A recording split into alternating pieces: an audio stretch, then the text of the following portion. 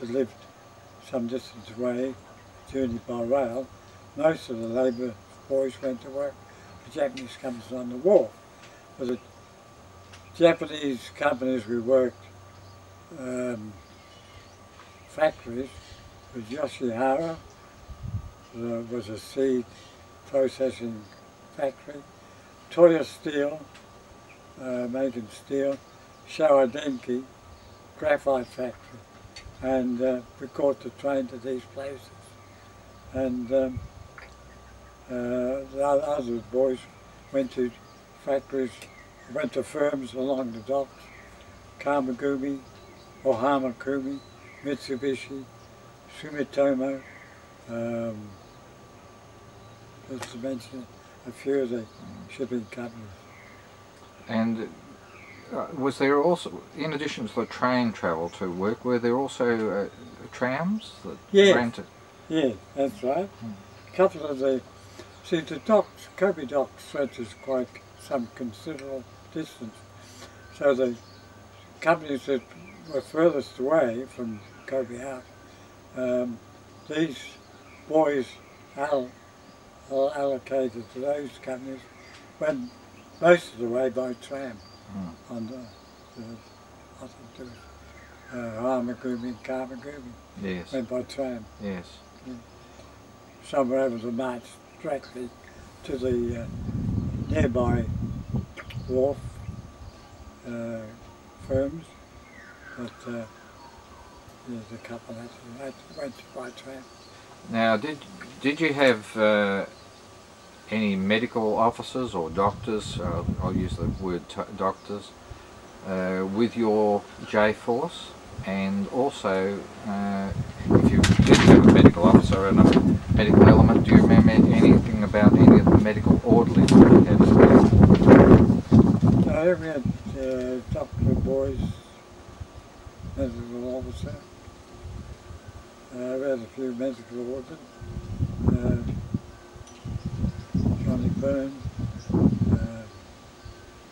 Kelly,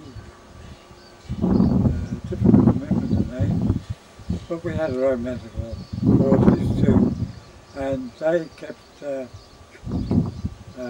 ran a very vital service, of course, because minor complaints, skin complaints and so on, tinea, things that they were able to treat. Serious cases, of course, were sent to outside hospitals, but our medical officers and orderlies did a very good job.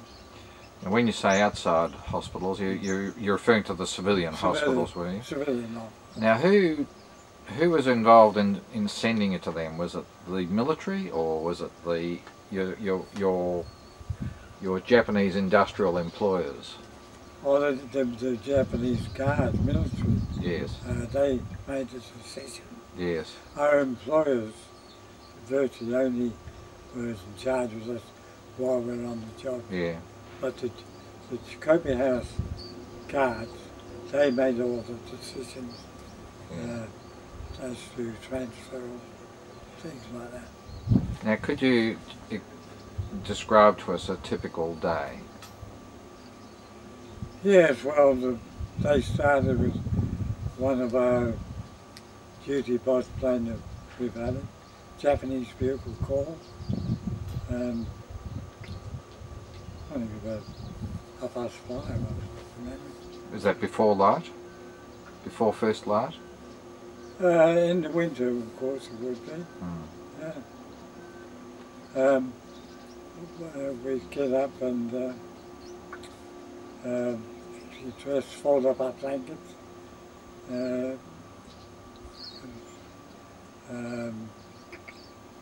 Then half an hour later, bugle call would go for it.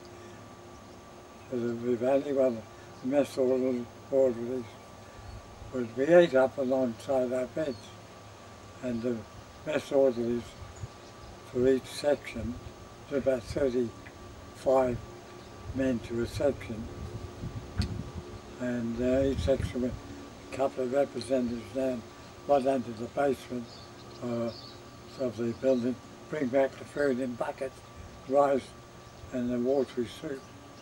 And we had, it was dished out, we had breakfast, after which we waited for the bugle calls to fall in outside for the work party. And there was a bugle call for everything. Japanese we soon got to know the bugle calls. And outside, when we formed in outside, we were the original roll call outside, of course. It took a bit longer because we were allocated different jobs. Once we were allocated jobs, we kept to those jobs. Yes. So that, and succeeding mornings, we just fell in where we had to, and we marched off to work. And who marched you off? Well, there were firms sent in Hangzhou. Yes. And they marched us to work. Yeah. Some of the three firms went marched to the railway station. Showa, Yoshihara, Senpaku. They went to the railway station. The rest of us were marched or caught a tram to the wharf. Yes. Yeah. Now, your midday meal or lunch, whatever you'd like to call it, did you have a break for that, and who provided that food? Yeah, well, the first few months we were issued with a small roll of bread before we went to work. A roll and a half we were issued with, and we took that with us. That was our lunch. And in '44, that the bread cut out and it was just another meal of rice.